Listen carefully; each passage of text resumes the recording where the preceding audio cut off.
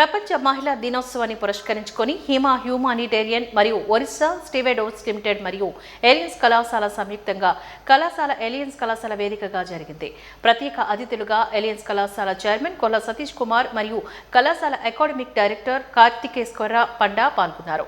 ఆత్మీయ అతిథులుగా assistant commissioner of police తూర్పు law and order K Lakshmanamurthy, special metropolitical magistrate ex Visakhapatnam Paila Sannibabu, Hima humanitarian సంస్థ chairman BN Murthy, MD general medicine professor KGH doctor B Srinivasarao, Polamarasetti Santosh, Sunkana Srinivas, Kuppili Mani, అలానే కళాశాల ప్రధాన ఉపాధ్యాయులు B Srinivasarao, admin department head B SP Srinivas తదితర అధ్యాపకులు, విద్యార్థులు పాల్గొన్నారు.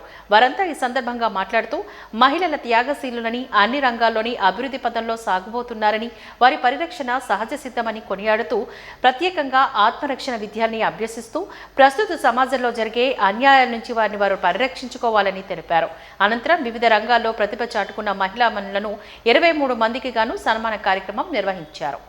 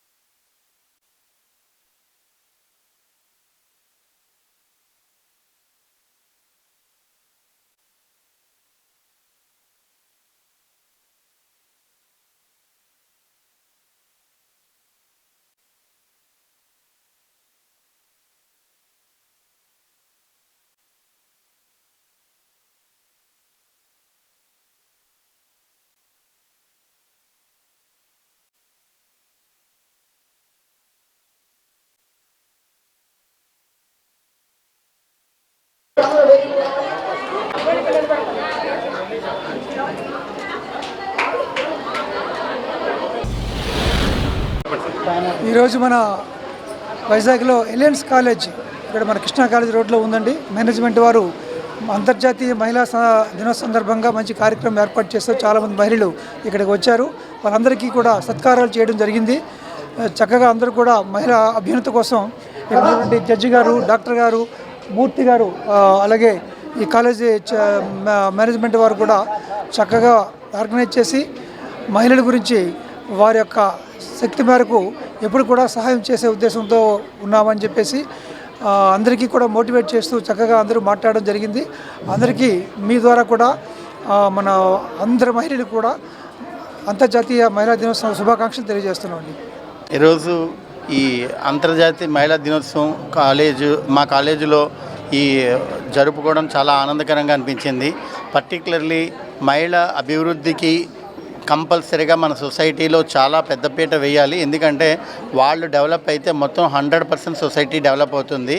నెక్స్ట్ ప్రతి ఒక్కళ్ళు కూడా స్త్రీకి ఇవ్వాల్సిన విలువ, ఇవ్వాల్సిన ధర్మం ఉన్నది, అది కంపల్సరీగా ఫాలో అవ్వాలి. మన ఇండియాలో మొదటి నుంచి కూడా స్త్రీకి పెద్దపీట ఉంది. పాశ్చాత్య రూల్స్ వచ్చాయి, కొంచెం ఏదో మిక్స్డ్ ఒపీనియన్స్లో నడుస్తున్నది. కానే కాదు, కంపల్సరీగా స్త్రీలకి ఇవ్వాల్సిన ఇంపార్టెన్స్ ఇచ్చి వాళ్ళ అభివృద్ధికి ప్లస్ సొసైటీ అభివృద్ధికి పూర్తిగా ముందుకు తీసుకెళ్ళాలి.